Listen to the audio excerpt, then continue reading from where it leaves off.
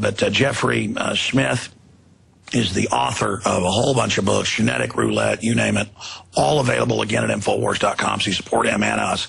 Seeds of Deception, all these great films, Monsanto, The World According to Monsanto, award-winning. I mean, this is like, I can't even say all the awards it's won.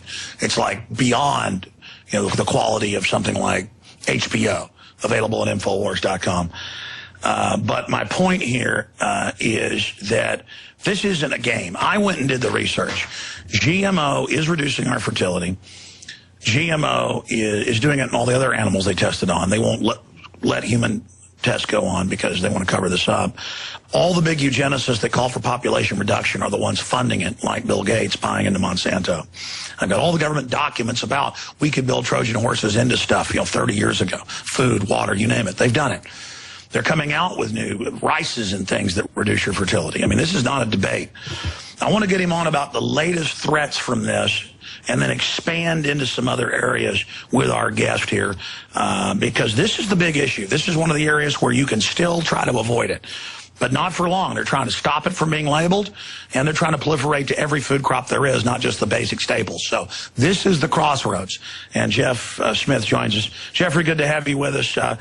What's front and center on your radar? What are the biggest threats right now with this whole Frankenfood takeover? Well, I've been working on a new film, Alex, and I've been interviewing veterinarians and pediatricians and other doctors. And what I'm seeing now is extreme support for our concept that GMOs are causing the rise in so many diseases. So that's one thing. And so I want to talk about autism, for example, and irritable bowel syndrome and other problems and relate them to GMOs. Also, we're seeing evidence of a new organism, new to science. You may have reported on it from Dr. Huber, which might be causing all that infertility we're talking about. I want to talk about some experiences I'm getting from numerous farmers and others about animals spontaneously avoiding GMOs when given a choice. And when they get on GMOs, they get sick or die or have fertility problems. And when they get off GMOs, there's all sorts of improvements in those symptoms. And I want to talk about also what's happening on the ground as we're seeing an upsurge of awareness and concern about GMOs and what it means in terms of a way out of this madness. And I think you were right on about labeling. It turns out the expression of concern today is being expressed in, I think, 18 different states have bills floated about labeling GMOs, plus there's an initiative in California that can drive it out in a single blow. Amazing. And this is the genetic Armageddon. This is the real provable thing, not the system co-opting environmental concern with carbon dioxide. I mean, that's why they do that, because they don't want us looking at the real issue. And then later I want to ask you, from your deep research, I know you don't speculate, why the elite would be doing this when it's blowing back on them. But we've got some time. Let's get into the first issues up front. That is a powerful raft of info you just laid out. I think we'll start with the stories of the animals that have been fed GMOs and what's happened to them and what changes they've seen when they take them off GMOs. And then we can work in the autism issue, because one of the interviews I conducted recently was with Dr. Don Huber, and he's been an expert in the impact of Roundup, Monsanto's herbicide used on Roundup-ready crops, and that has put him into a situation where he's studying about GMOs. So he was speaking in Germany and going over the behavioral changes, the neurological changes, and the physiological changes that we're seeing in animals that are fed GMOs, both livestock and laboratory animals. And a doctor approached him afterwards and said, you know, this is exactly what we're seeing in autistic children.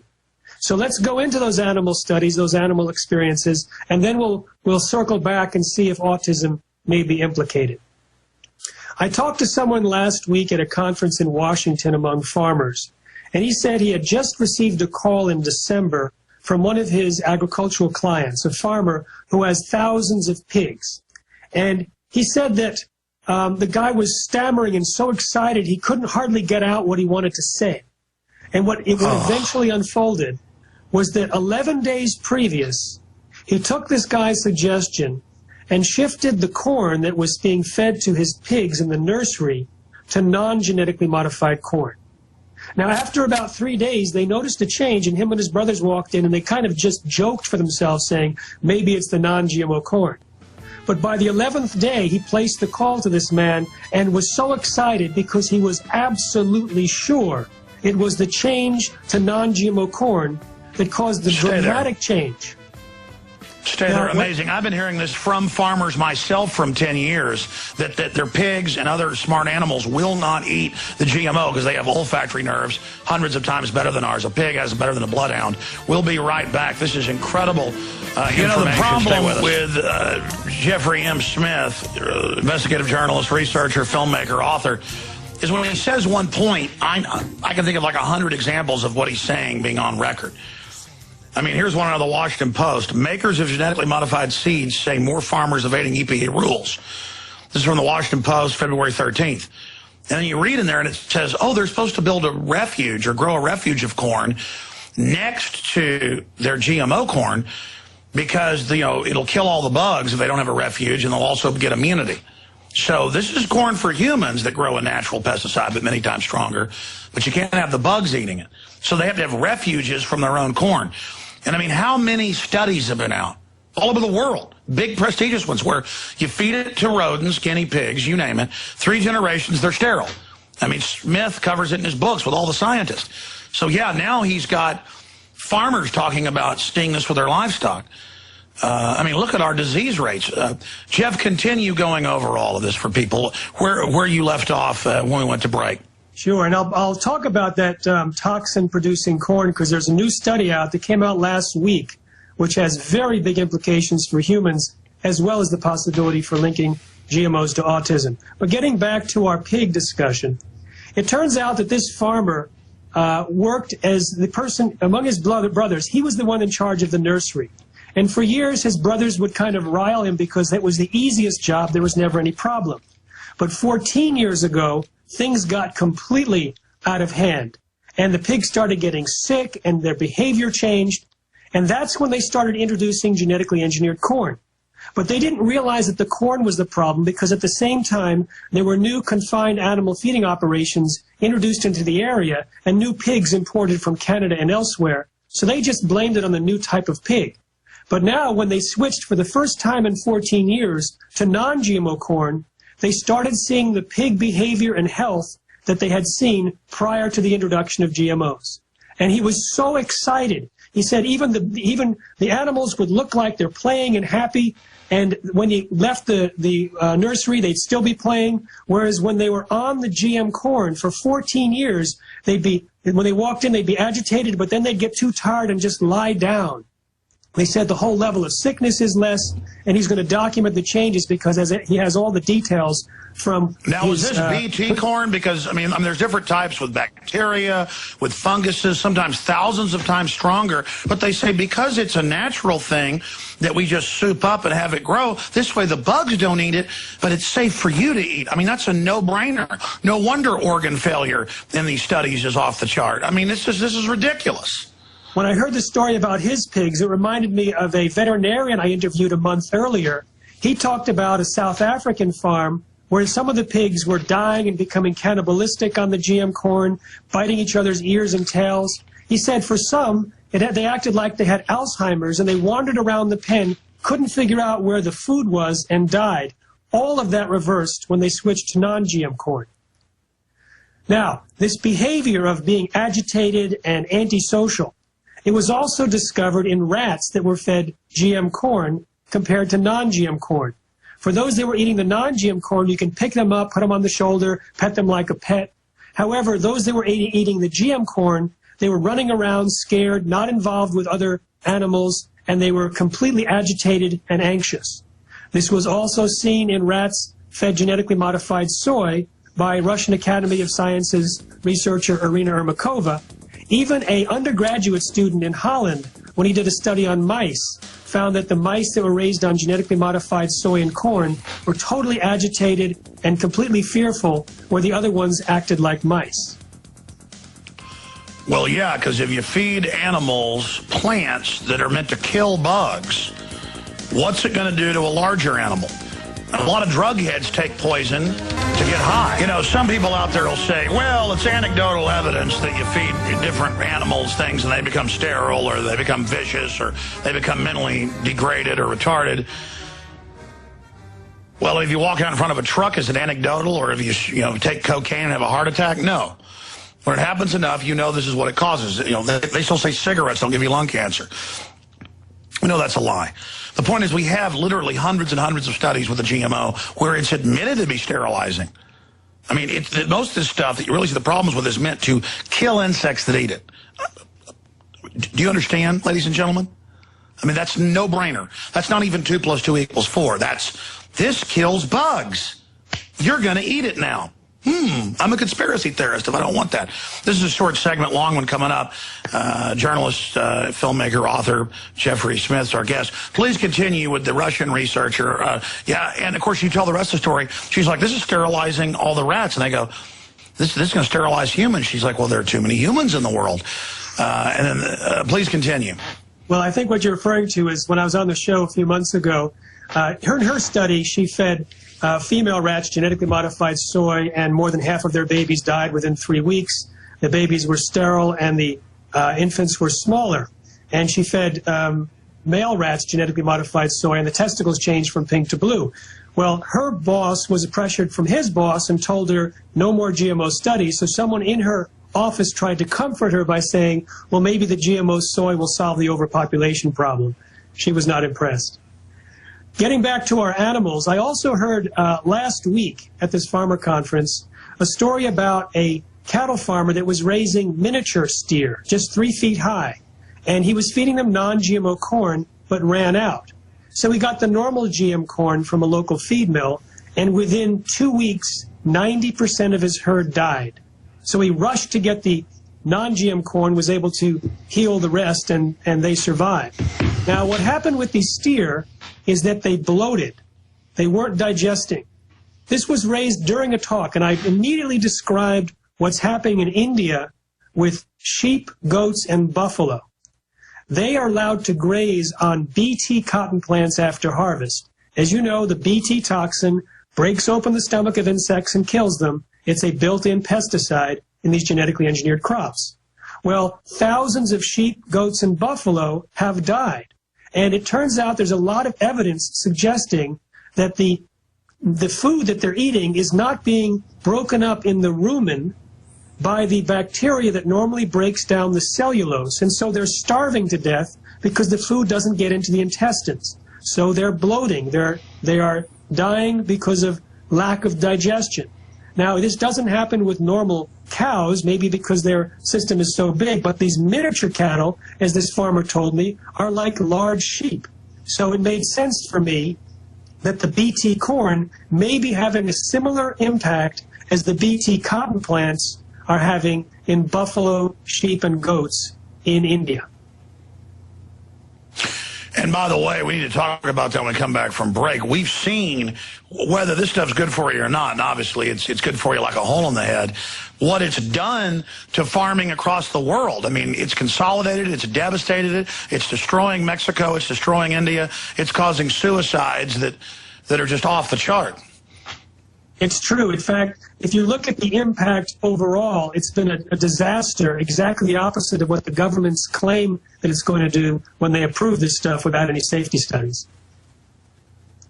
When we look at some additional animal studies, we see disorders like reproductive disorders. I spoke to a goat herder who has lots of goats that he sells for farms around the Midwest. And when he was feeding Roundup-ready alfalfa, and also other genetically modified crops to his goats, they were not getting pregnant in large numbers. And so he switched to the non-GM, and the pregnancies resumed. Yeah, of course, that's the main trait they want. Everything else is really just secondary. But they sell you on one trait, and it's got all the Trojan horses in it. Thank God for the other side effects, we wouldn't be catching the sterilization. I know why a lot of people like to live in Florida. It is such a gorgeous state. We're right outside Pensacola, Florida. I am looking out of our beach house. In fact, I had to turn around this laptop that we're shooting a Skype video of. Who knows, I'll probably pull a plug or something and take our broadcast down. We're broadcasting over an access unit, but sending video to prisonplanet.tv viewers over this. I don't know. You know what? I'll take a photo and I'll Twitter it to twitter.com/RealAlexJones. Just how pretty it is here. I'll send a couple of those up during the next break. And we do have a beautiful planet, spaceship Earth. It's the only planet we have. I am a steward of the Earth. I am a conservationist. I am someone who does believe in protecting our environment.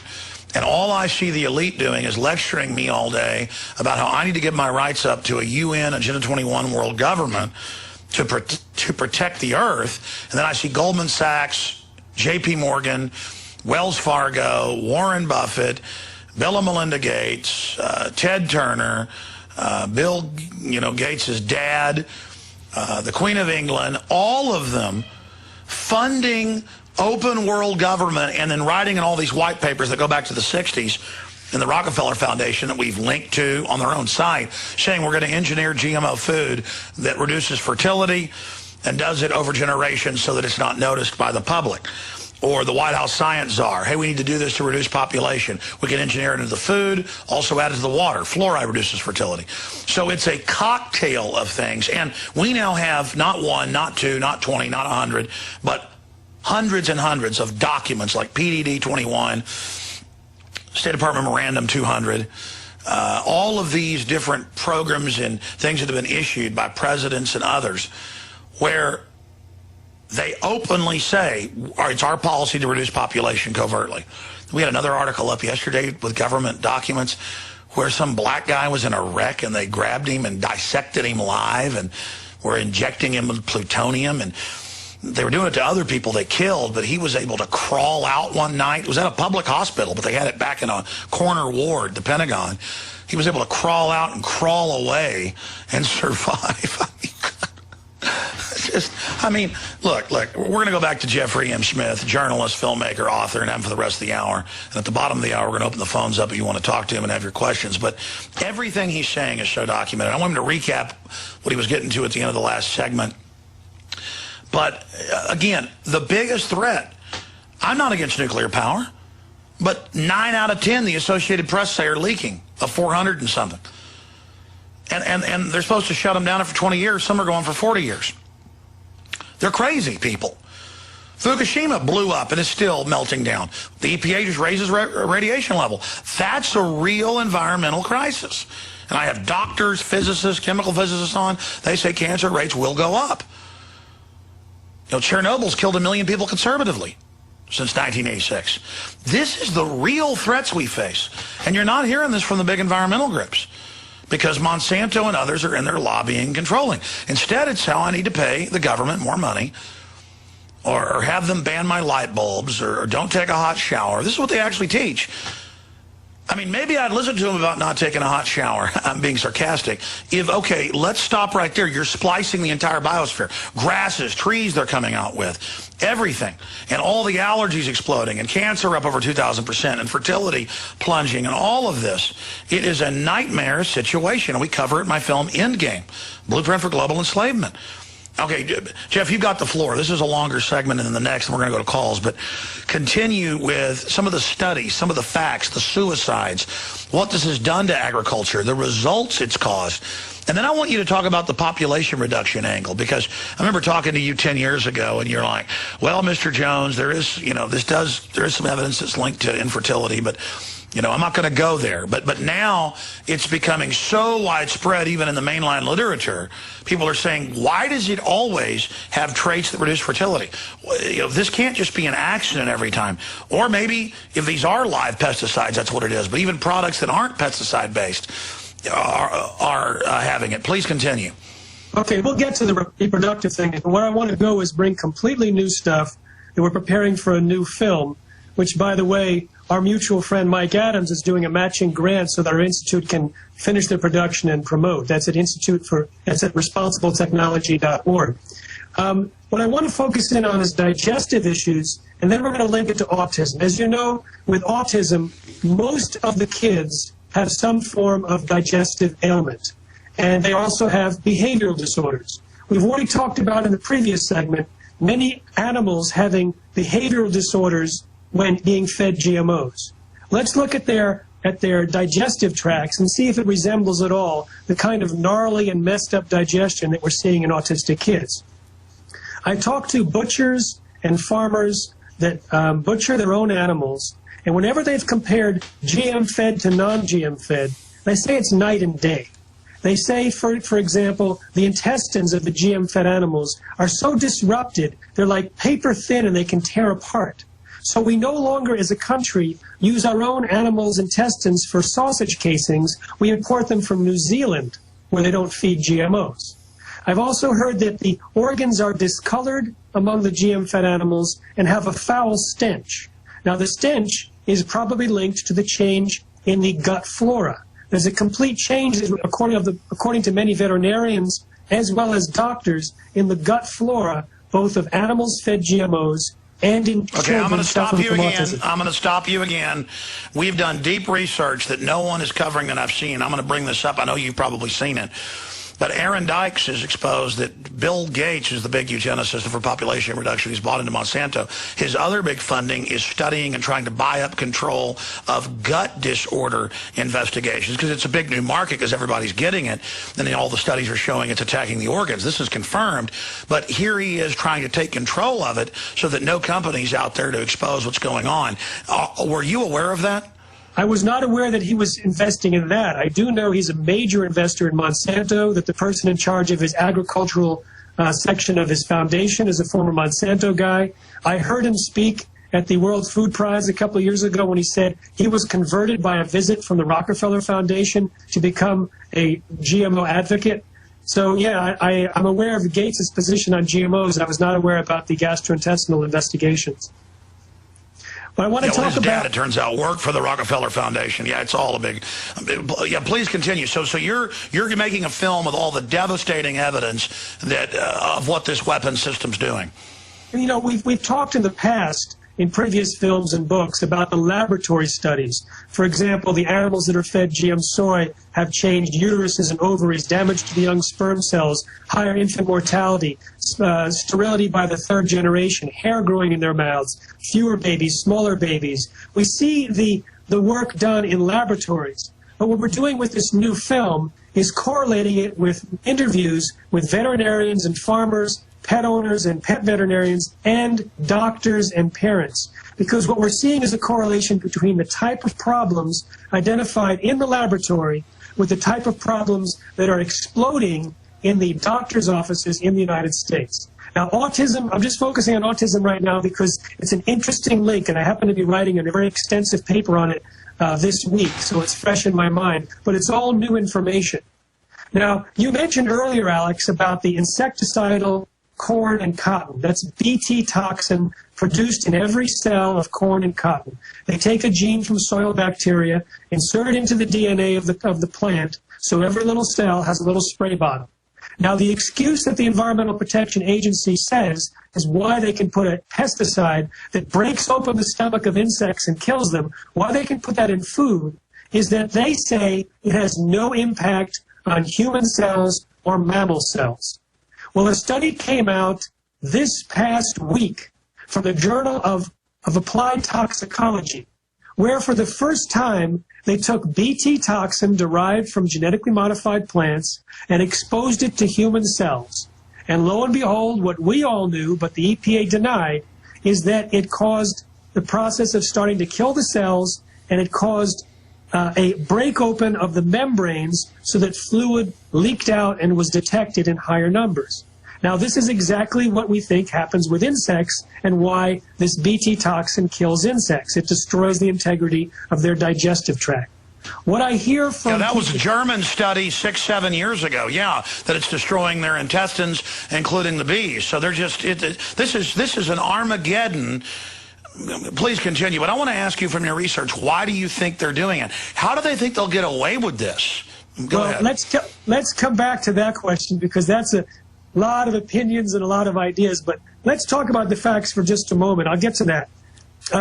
When we look at the Bt toxin causing these pores or openings in the intestines, there's a whole new field among progressive, cutting-edge medical practitioners that are treating or looking at gut permeability.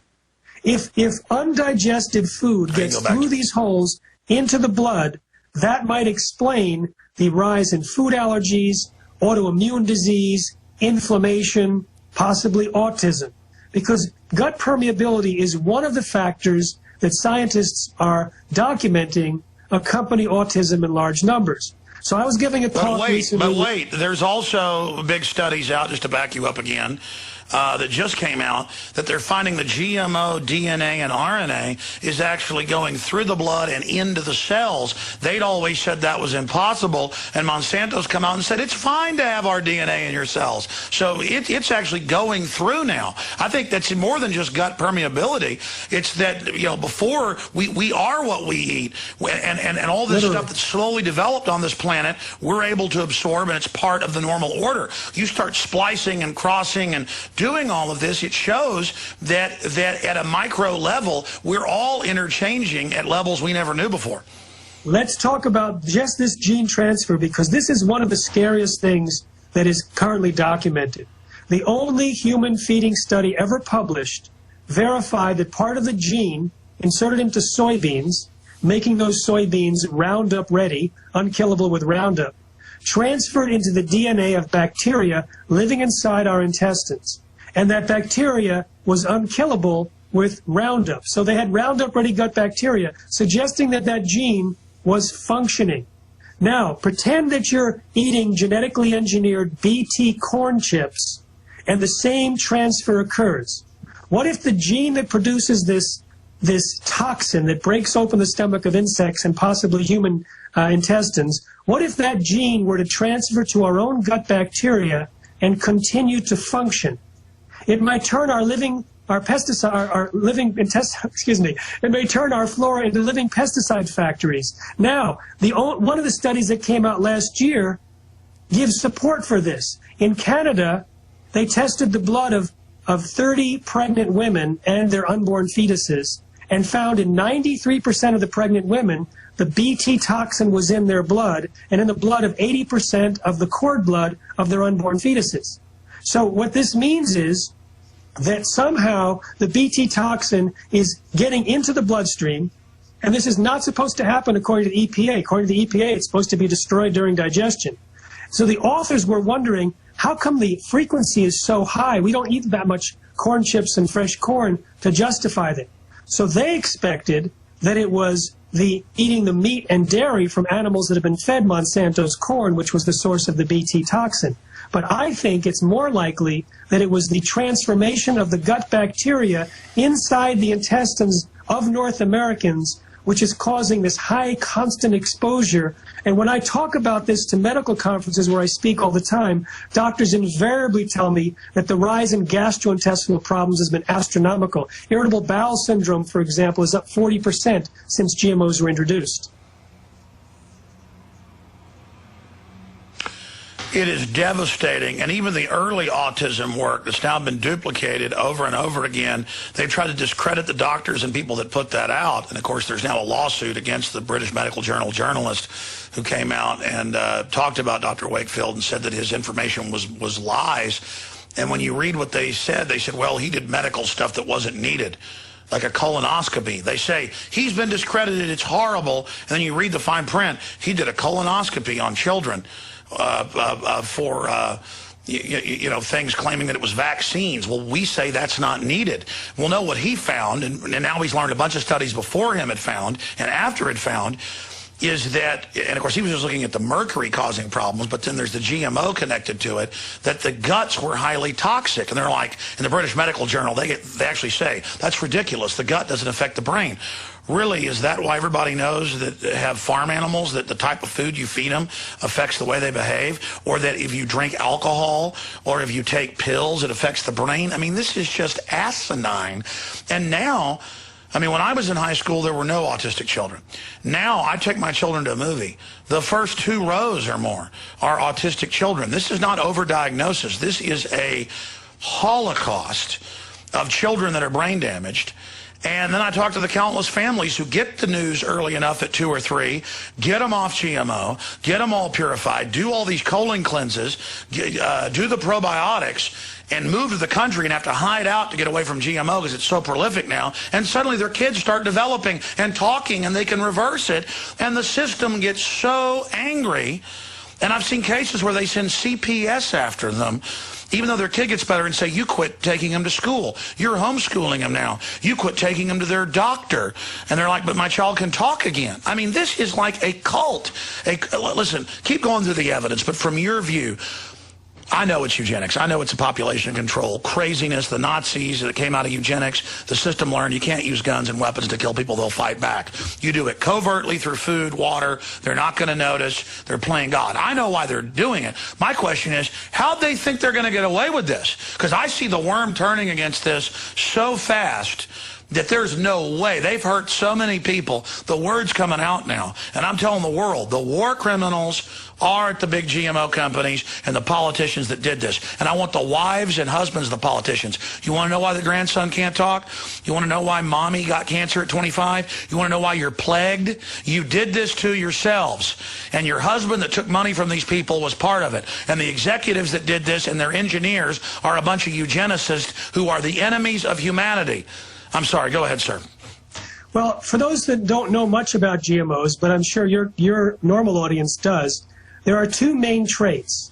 One is that which produces the insecticide, which we've talked about, and the other is that which withstands high doses of herbicide, and most popular for that is Roundup-ready crops that withstand large doses of Roundup. Now, Roundup has been shown to disrupt reproductive function.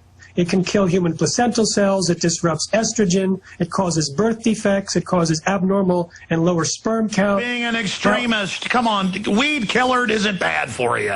Next you're going to tell me rat poison's not good for me either. One thing that it does is that it kills off beneficial bacteria in the gut of cows, which normally keep botulism bacteria in check. So recent studies have shown that very tiny amounts of Roundup, less than would be residue on the food of these animals, can reduce the controlling bacteria and cause an explosion of botulism within the animal's gut. And I've seen pictures of it, and it's not pretty.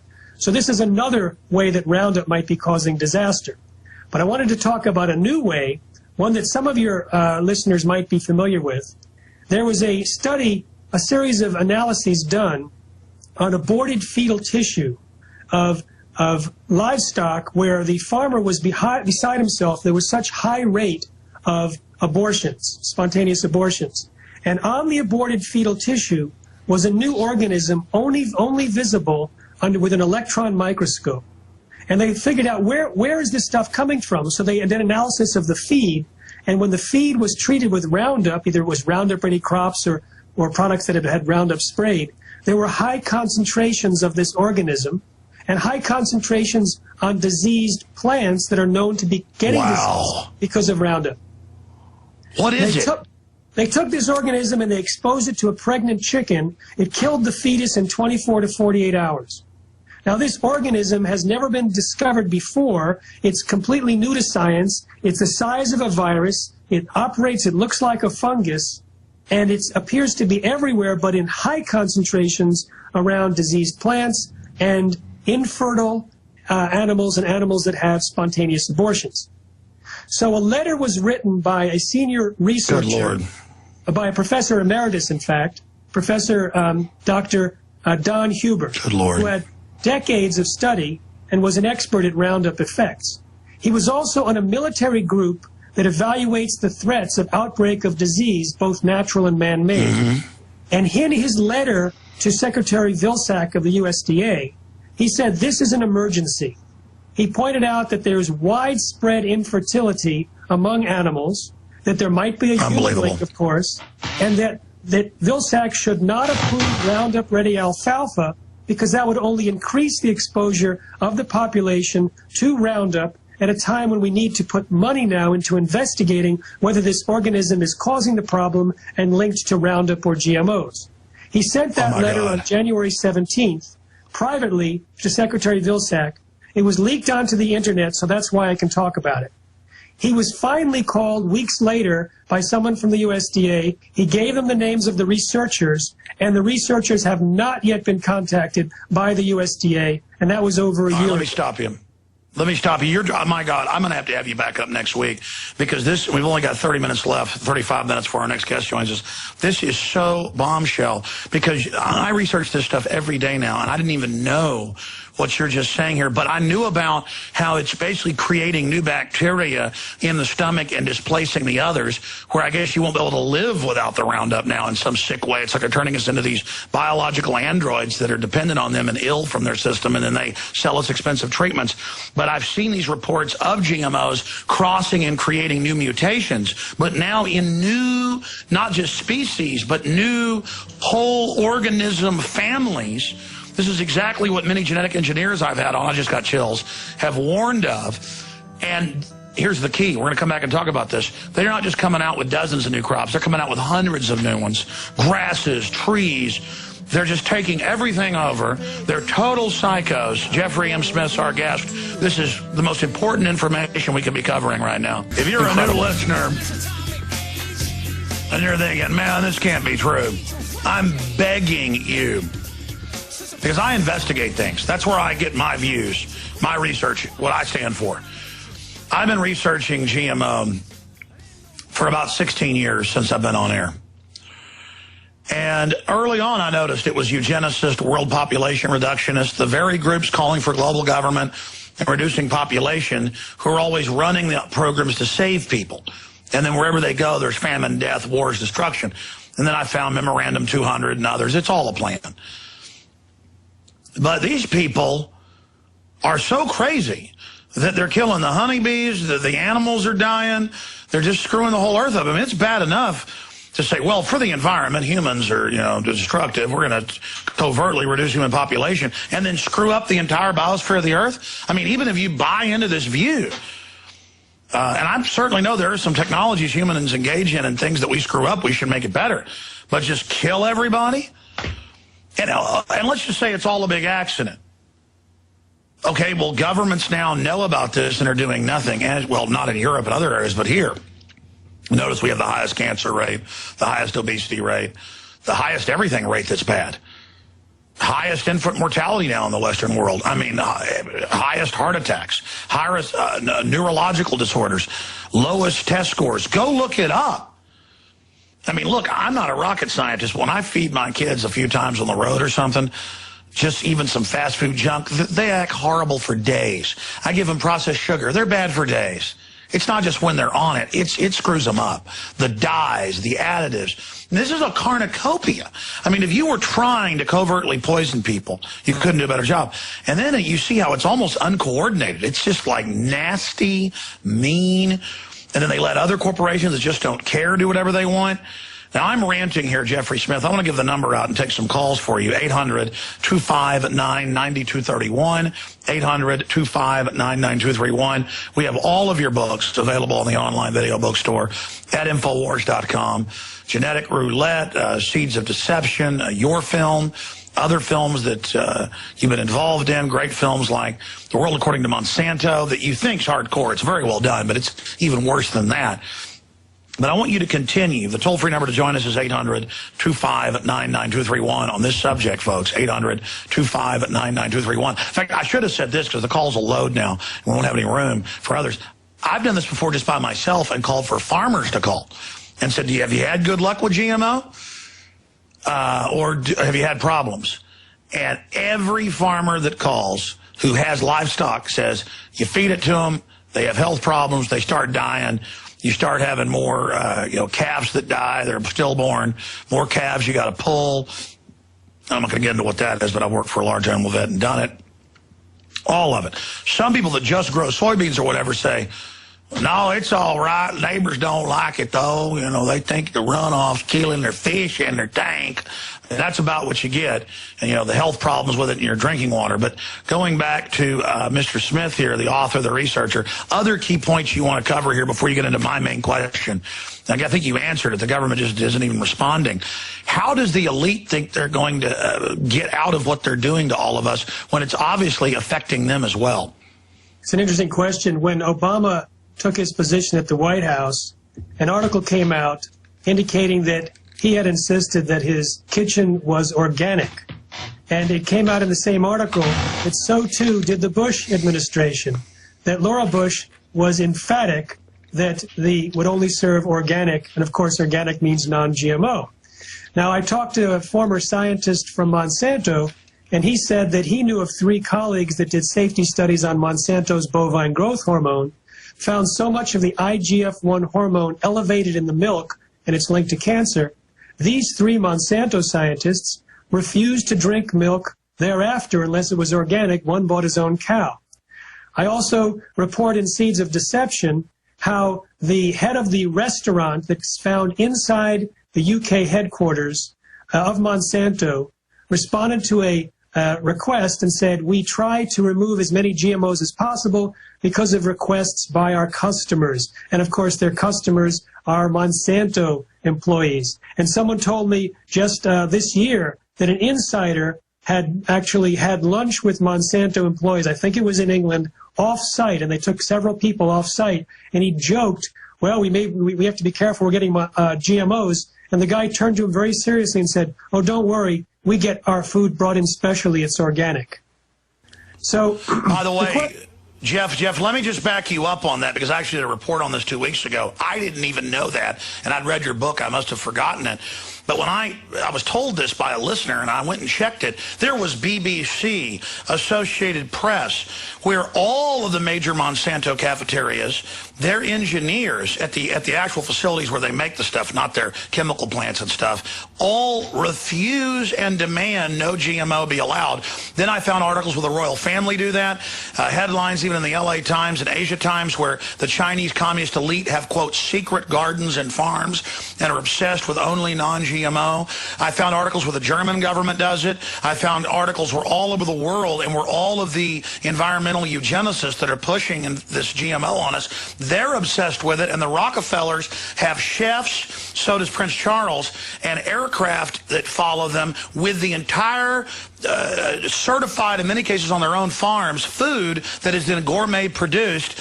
I mean, they are avoiding it like it's deadly poison. And then we found out the German government doesn't take vaccines and has special vaccines for themselves. I mean, you're not, again, I'm backing you up. You're not just saying this. Please continue. Well, you know, one of the issues that you mentioned earlier is GMOs are not isolated. They cross-pollinate, they mix. Even the Roundup is now found in 60 to 100% of air, rain, and water samples in the Midwest. It's found in the urine of urban dwellers. It's found in cord blood, in human blood. It's found in surface water and in groundwater. So it's become omnipresent, like Monsanto's PCBs, their previous poison. And the GMOs are now, of course, impacting organic and other places by increasing the levels of contamination slowly. So this begs the question, how stupid can these people be if their intention was to create a problem with GMOs, because they'd be sawing off the branch that they're sitting on, because we all live in the same biosphere and there is no way to contain it.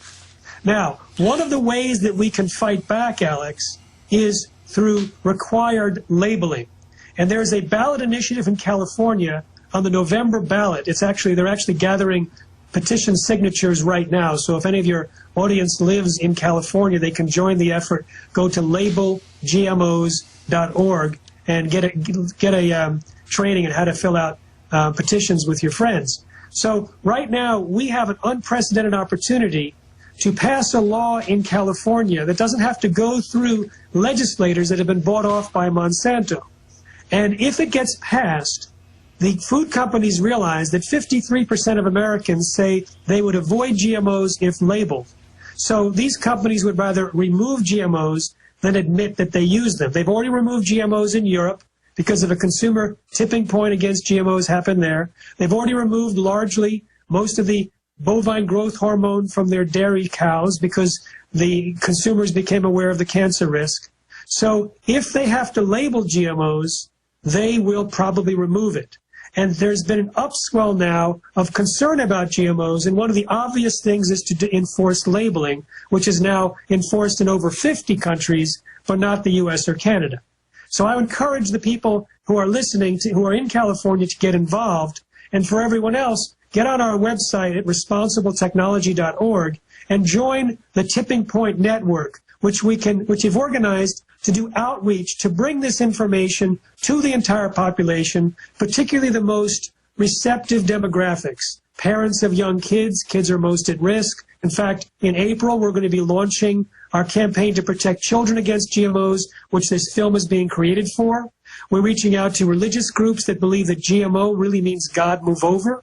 We're reaching out to health-conscious shoppers, to healthcare professionals. I gave a talk at Andrew Weil's Integrative Medicine Conference in May of last year, and I asked the 800 or 900 healthcare practitioners to rate themselves from 1 to 100 how vigilant they have been at avoiding GMOs, and they did a show of hands as to how vigilant, and how active they've been at educating their patients to avoid GMOs.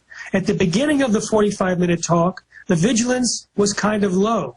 At the end of the 45-minute talk, nearly everyone was in the highest category of vigilance going forward, saying they were going to avoid GMOs, they were going to prescribe it to their patients. They gave us a standing ovation. They swamped the table for non-GMO shopping guides, which you can get at non-GMOshoppingguide.com or at the iPhone App Store, Shop No GMO. It's a free download. So the healthcare professionals are realizing now in larger and larger numbers that GMOs are almost certainly implicated in the rising incidence of disease that they're seeing in their practice. And now they have something that they can do. They can recommend non-GMO products, organic products. And I've interviewed many healthcare practitioners that not only recommend it, but they report that their patients are getting better. And in my discussions with the patients, they are, in fact, getting better.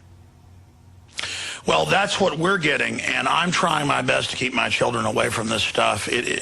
But the absolute total proof is that without even looking, I found more than 10 mainstream articles where the Chinese government, the German government, the UK government, the royalty, Bill and Melinda Gates, Rockefellers are all, Al Gore, obsessed with never eating GMO while they push it in our face all day.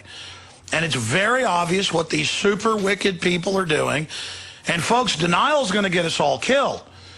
I mean, the honeybees are dying, animals that eat this are getting sick. And how many GMO crops they got coming out? Because I know there's a whole bunch of companies doing it. I know it's in the hundreds, but I mean, I've read about tea tree oil and all these other systems and all these grasses. And so Gates is saying they're going to release mosquitoes that forcibly inoculate us. And he knows best. I mean, who's going to save us from these lunatics? I guess ourselves, but they know we're waking up. So now they're counterstrike. See, you know it's a military operation where it's banned in Brazil, they catch these companies secretly leasing property and planting their corn on it to infect everything. I mean, they act like it's a weapon because it is. You're right about the mosquitoes, which most people think is just science fiction. They've already actually released genetically engineered mosquitoes in the Cayman Islands, in Brazil, in Malaysia, and they're now slated to be released in the Florida Keys. Now, some leaked documents showed that the company that was doing this, a UK operation, worked hard to hide the information that these mosquitoes, which are designed to lower the mosquito population by creating sterile offspring, these are the male mosquitoes that are genetically engineered, so they don't bite. Yeah, the mosquitoes are here for a reason. Don't kill off and sterilize one of the lowest levels of the food chain. I mean, that'll destroy the bats. It'll destroy our own immunity. Mosquitoes are connected to giving us immunity. This is pure lunacy. And I don't want to be the person to do the recall of the GM mosquitoes later on when it turns out that there's problems. What they tried to hide was that under normal circumstances, up to 3% of their offspring of their supposedly sterile mosquitoes survived. And that when they're exposed to tetracycline, that number rises to 15%. Now this means that it's definitely the case that people are going to be bitten by the offspring of frankenbugs. And no one has evaluated the health risks of being bitten, of having the saliva mixed with your blood. That's the main use of them. Of course they're going to survive and bite people. And like the GMO or like the Roundup Ready GMO, turn our bacteria into little GMO factories. That's the plan. Of course they're going to live. They're meant to bite us. I'm going to love to find out what the Trojan horse is in that. Guaranteed to be infertility. Or some little nanotech, biotech. That's what that fungoid thing is, I bet. Because you know they've got that nanotech too, Jeffrey. We're in a lot of trouble. These nutcases are 30 years advanced of what we probably know. Well, what's happening now, Alex, is we have consumers more and more on our side. The labeling issue is something that could topple it, but so too can even a small percentage of consumers avoiding GM ingredients. Here's my thinking. The same companies like Kraft and Nestle's and Hershey's and McDonald's removed GMOs in Europe because they were a marketing liability, continue to sell them in the United States where they are not yet a marketing liability. If we see that there's any drop in market share that they can attribute directly to anti-GMO sentiment rising in the U.S., there's no reason for them to continue to use GMOs. There's no consumer benefits. They either drink poisonous herbicide or produce poisonous bug killer. And so they will immediately rush away from GMOs in the United States like they did within a single week in Europe in late April 1999. So we are looking to again. Look at how they're all saying that we don't have corn syrup now, every major brand, and so the corn syrup lobby comes out and wants to call it corn sugar, but the government's saying they can't do that because it's too obvious. We still have the power. That's why they tell us we don't have power. The minute we stop buying into all their garbage, the minute we get angry and start voting with our purchases, we can overthrow Bill Gates and all this trash in a minute. But you've got to use your power. And Jeffrey Smith, there's nobody out there like you who's fighting these people. It's got to feel good. And I want to have you back up again next week, but I want to go out to break here and do 2 more short segments with calls. Without further ado here, what a hero Jeffrey Smith is, folks. Taking some calls. Diane, Roger, Elliot, Cindy, and Nathan. We've got to at least get to those. Diane in Louisiana, you're on the air with our guest. Go ahead. Hi, how are you today? I'm good. It's a fascinating show. Mr. Jeffrey, I'd like to ask you this. For a normal kid at the age of 2, 3 years old, started school, all of a sudden needed all these vaccinations, and this mother told me her son slowly began to just withdraw. He's not even talking. He just they kill your kids in front of you. They kill your kid in front of you and tell you you're a kook when your kid's running around talking healthy and is now a zombie. They're killing them in front of you. They're murdering scum. I'm sorry, ma'am. Go ahead, ask him the question. I heard you mention earlier, Alex, about probiotics and colon cleansing. Is there anything that I can suggest to the mother? Because this kid now is about 6 years old, and this happened when he was like 2 or 3 years old. Well, look, they want to make him a zombie, okay? So the killers and their little minions that do it, I'm not going to give medical advice. I know what the families have done that can reverse some of this. Now, it does make them behind. But, look, they lie to you and say it's the law to take the vaccines. Right there, they're lying criminals. Jeffrey, you got anything to say to her? Well, I'm not a vaccine expert. I do have experience talking to people, for example, in the autistic community. Some people believe that GMOs are a much bigger culprit than the vaccines. And there's not enough evidence. And like you say, I can't give medical advice. I'm not a doctor. But I do know it's a tragic thing. It's absolutely heartbreaking. And I've heard the same stories over and over again. I could just say, do a lot of research and find the people that have the experience of reversing it. Yeah, ma'am, stay there. I want you to have a comeback question. His Skype's breaking up. We'll reconnect with Jeffrey Smith, do 2 more little 5-minute segments. I'm going to try to get connected back on Skype as well. We'll be right back, transmitting worldwide. Okay, Diane, you heard me get angry there because I just think of the victims everywhere. They got a 3-year-old. They get them in school early because they can really hurt them good when they're 2 or 3. They're telling all the mothers, put your kids in, school. Now is the time. This stuff just goes on. And then, I've heard the stories literally hundreds and hundreds of times in person where it's a 2-year-old, they go in for their 3rd round of shots, have a convulsion at the doctor's many times. And that's a blessing because if it happens at home, they try to take your kid from you. And they go, there's blood on the brain. Yeah, you just hit me with a hard, weapon here. And then they try to take your kids. But the point is, yes, that's part of it. The GMO, now the EPA is saying radiation can be 100,000 times higher in many isotopes, and it's fine for you. It's like evil space aliens run things that want to kill us through human host or something. And I'm not saying that literally, but that would be plausible in a science fiction world of how evil these people are. It's not just about profit. They hate us. Bayer knew for 10 years they were shipping out stuff to hemophiliacs that had HIV and hepatitis in every shot. And it came out they knew and, quote, didn't care. Well, it's more than didn't care. This is sick. Some kind of sacrifice. Anything else, Diane, for Jeff Smith? Okay, I can't remember what year all this was about with the mad cow disease. Do you think this Roundup and all these pesticides are linked to that mad cow disease epidemic we had years ago? Very good point. Thank you for the call, Jeffrey. Well, it's interesting. I talked to a fella who used to work at Monsanto, and he was there at the time when mad cow disease was a problem. And he discovered, one of his colleagues told him that they had found new proteins in the cotton seed, in the cotton that was genetically engineered, that he was supposed to sell. Moreover, they were selling this cottonseed cake to dairy cows down the street from him. And he said, wait a minute, these new proteins, they were never intended. They were part of the massive background noise and collateral damage that could occur as a result of this primitive process of genetic engineering. Shouldn't we characterize these proteins and make sure that they're not prions or might cause some kind of mad cow disease? Well, first of all, the people at Monsanto, these PhDs, had never heard of mad cow disease, even though a Nobel Prize was awarded a few months later. But they said, I'm sorry, we've always fed the products of our trials to animals, and we're not going to stop. So he was very agitated. He tried to blow the whistle and was ostracized from within Monsanto. And then he tried to blow the whistle outside of Monsanto. He told agricultural commissioners, he told university professors. He told me their eyes just glazed over. They had no idea of the potential problems that could happen with the genetic engineering.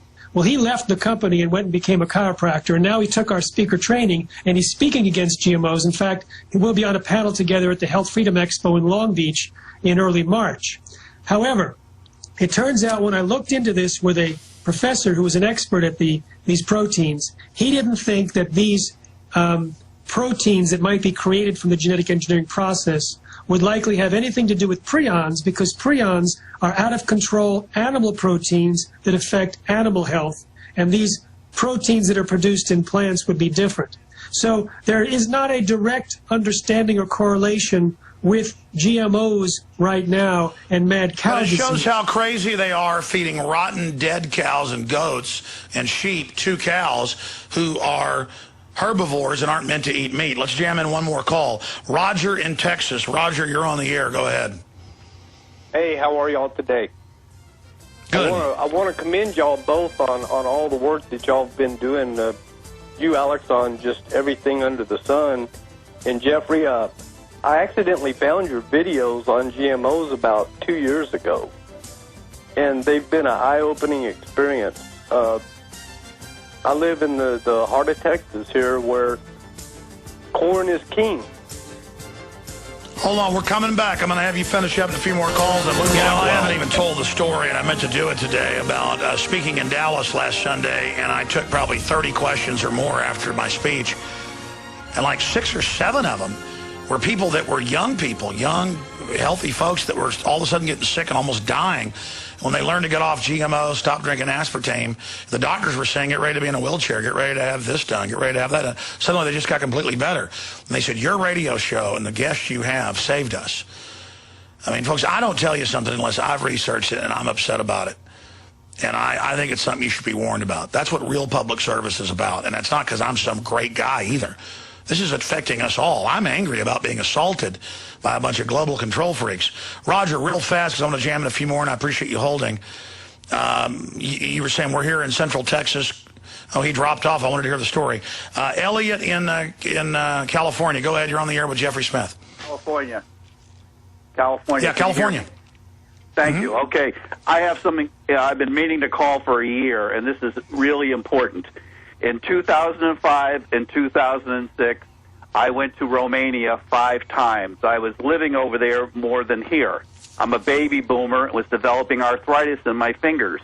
When I went over there for the first time for a month, and I was with 3 other Americans, and we were drinking like fish and partying, I lost 11 pounds in 1 month, and the arthritis in my fingers disappeared. I came back to the United States. I didn't have a clue as to what was going on, but I said, is it the food? Is it chemicals, pesticides? I went back 4 more times. Each time I went back, I lose weight. Over there, people are very thin until about 50 years old. The men don't. The French smoke cigarettes, eat like pigs, and don't look like us. No, everybody's pointing this out. Anywhere you bring GMO in with any mammal, they turn into these lethargic creatures. Incredible point, Jeff. We see this a lot, don't we? Yes, in fact, in my last newsletter, I asked people to email us at healthy@responsibletechnology.org to describe just those type of changes.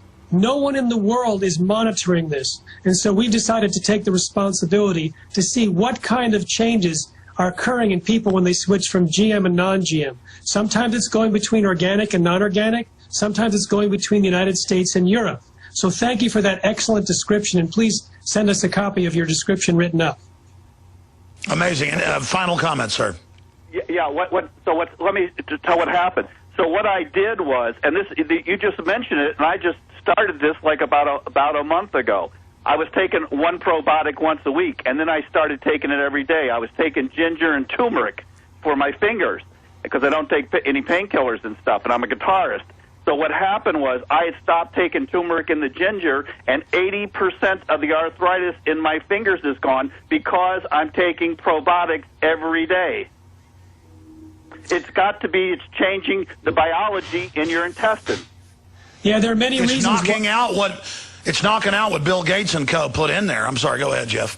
There are many reasons why our gut bacteria is probably compromised by eating GMOs.